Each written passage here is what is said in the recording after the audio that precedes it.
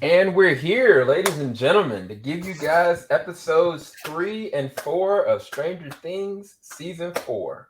I have here the amazing co host and Ant, Nat, and Keaton. What's going on, everybody? Doing all right.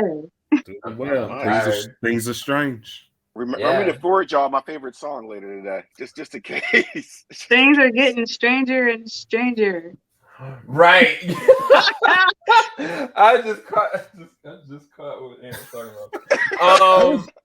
Okay, so the way we're gonna handle this, you guys, this is a spoiler discussion. This is our after show for episode 3 and episode 4.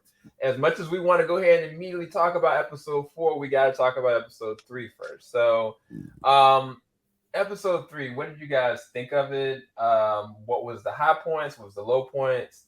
The very opening of it, we know for a fact that Nancy gets confirmation that Fred is officially dead. Eddie is still in hiding, but now, the basketball team is effectively trying to get him. And it gets progressively worse from that point for Eddie, as well as everybody else in the crew. And Lucas, unfortunately, is trying to figure out what side of the line he's supposed to be on, whether or not to help his friends or whether or not to try to help conform with the people that he's with. So there's a lot of different moving parts in episode 3. But what did you guys take from it? What? I don't think that Lucas ever even questioned whose side he was going to be on. I think it was one of those things like, how long am I going to be undercover before I dip out?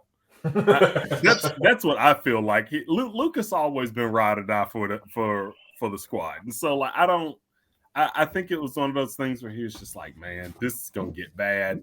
I need to find a way to warn them. I need to know what they're planning, and then I'll get out of here. I don't think he ever was caught between what he was gonna do.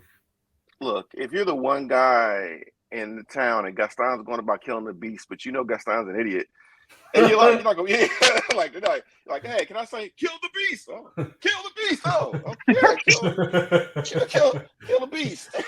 I'm gonna meet you there. Right, look, let me go back and get some more supplies real quick. We rendezvous. Man, And, craziest thing, I was coming to help, but my Uber just didn't come. My Uber didn't Right. come. So like, I was on my way to help. Right. So I understand Lucas. I heard some people call, some people might call Lucas a coward. I call him strategic.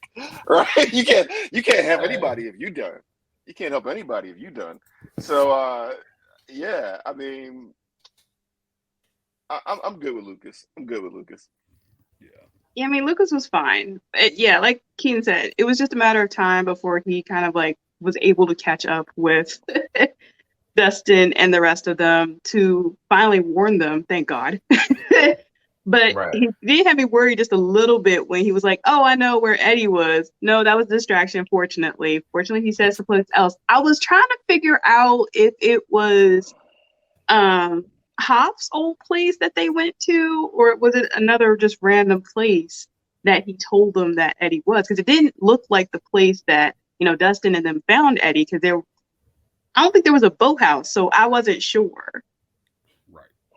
No. What you talking about? Where the basketball team went and found Eddie? Or are you talking about where they were hiding at, where they were hanging out at? Both. So, like, what Lucas told the location, it looked like it was Hop's place when they went in and try to like barge in and try and like look for Eddie and didn't find him.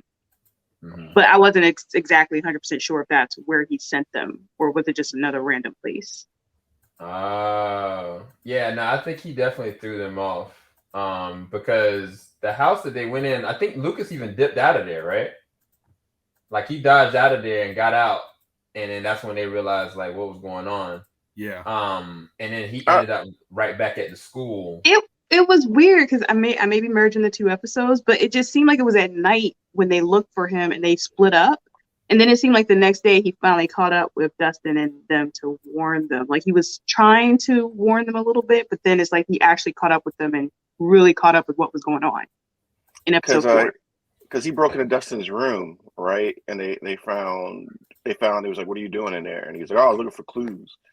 And Right. it's like, oh yeah, and I think at first I was worried because we know the trope usually is for him to be conflicted about the cool kids or his posse, but nah, they ain't go that right at all. As soon as he had opportunity to help, he helped.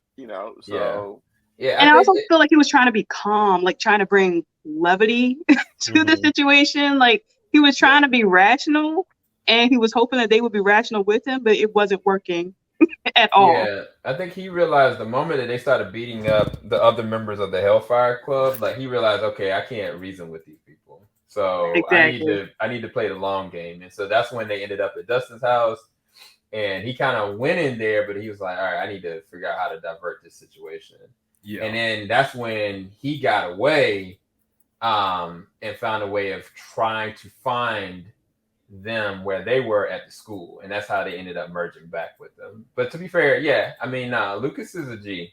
I mean, Lucas always tries to find a way to come in clutch for the homies. But also, you're not gonna come to my house and beat me up. Like you ain't. True. Like I can't do that. Like maybe that took place in school or something like that. But you can't come to my house to do that because one of us can't leave. I can't deal with that. Right. Like, I'm taking a pound of flesh with you. Y'all gonna know. Y'all got to retire for the day. That was, and his one boy's like looking shocked. I'm like, no, y'all gotta. Like, I get it. I get it. You don't think you can win, but y'all can't let somebody come up to your garage and beat you up. Like that's. And if my people saw you come on my property and do that, like no, y'all bold. That's some privilege right there. That's you were secure. You were secure that you're not gonna get hit. Right. So I think what would be a good talking point, because this episode showcased really what Hop's really dealing with. Hop had an impossible situation that he made possible by putting his body, his life on the line to try to get back home. Like, this man strategically made cuts and slivers into his ankles to get through chains on multiple occasions. Yeah, I was confused by that. And the thing is, like, I understood why he was trying to do it that way, so he could get, like, but I was like, bro, I don't know, your healing time, bro, it's gonna, your ankles and your legs is gonna be jacked up for life, bro. Right. Ankles for a 50-year-old man don't work like that. I don't know what he was doing. Like that was literally the most unbelievable thing I saw in the series. The strangest thing.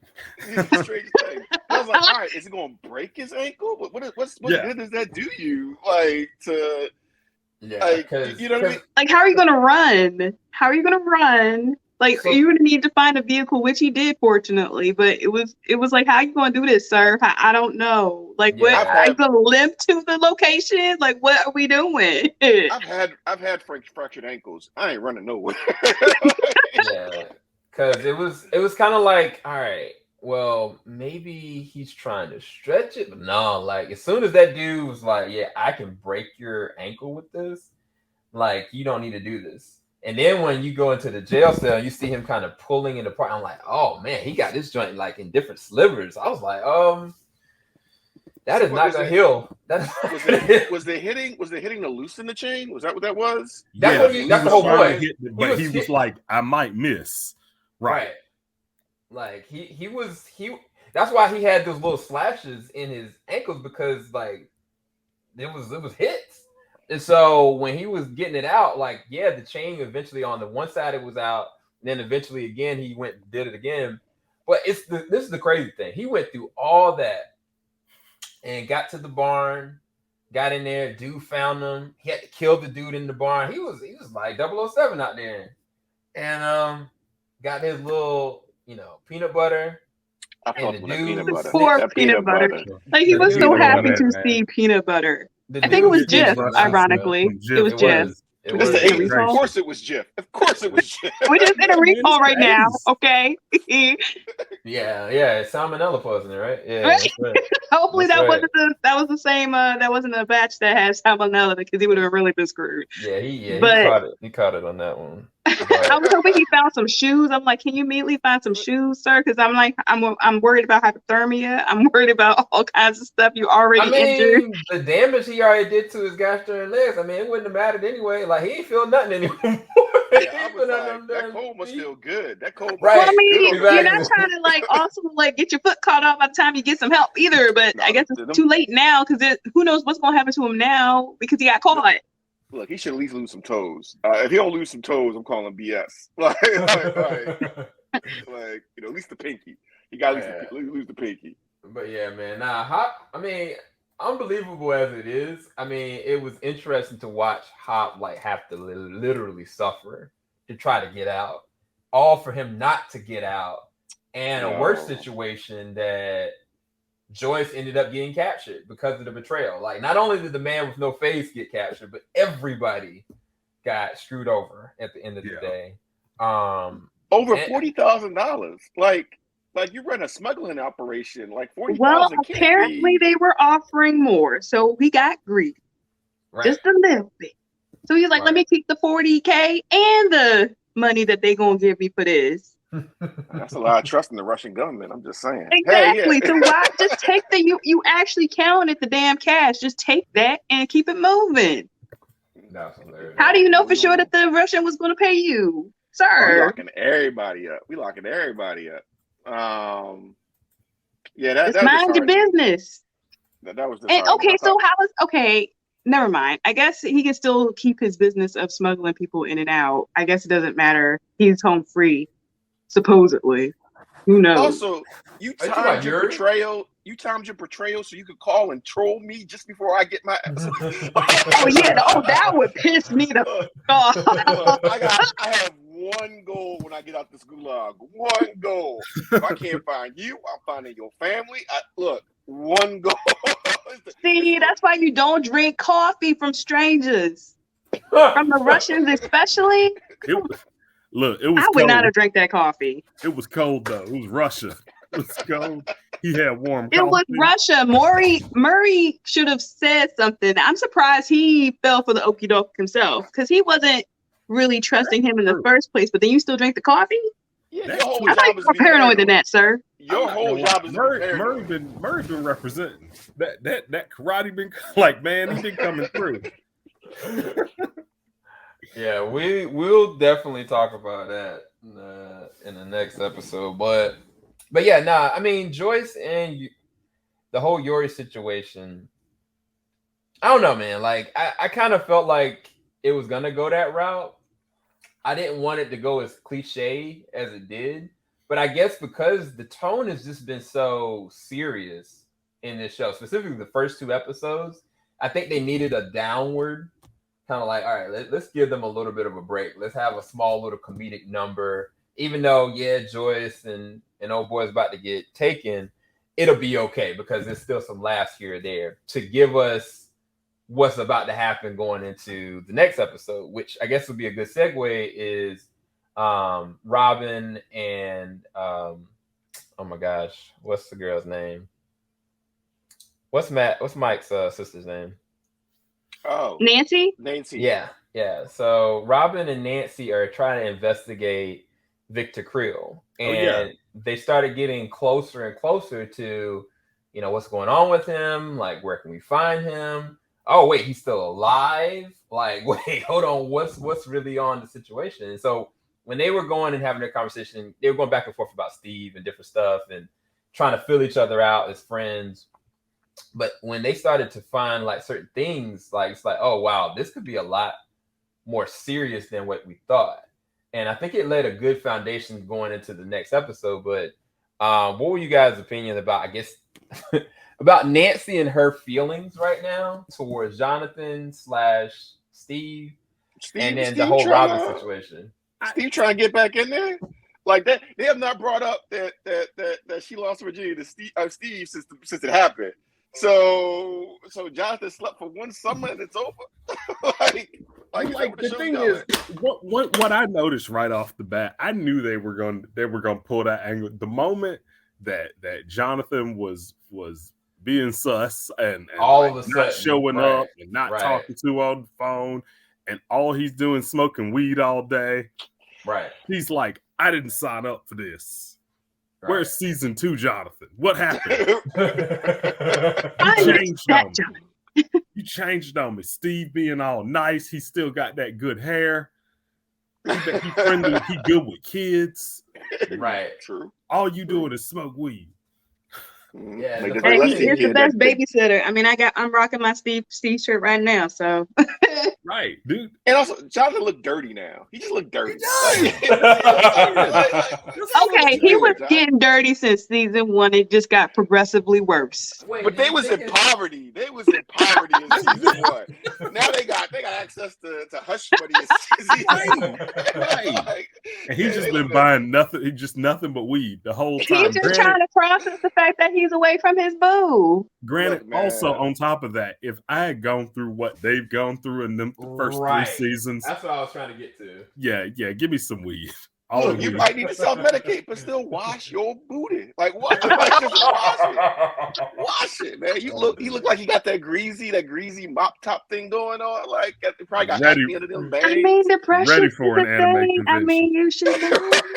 He smelled like an anime convention. He smelled like an anime convention. Wow. Oh, smell it. Good. In the game room.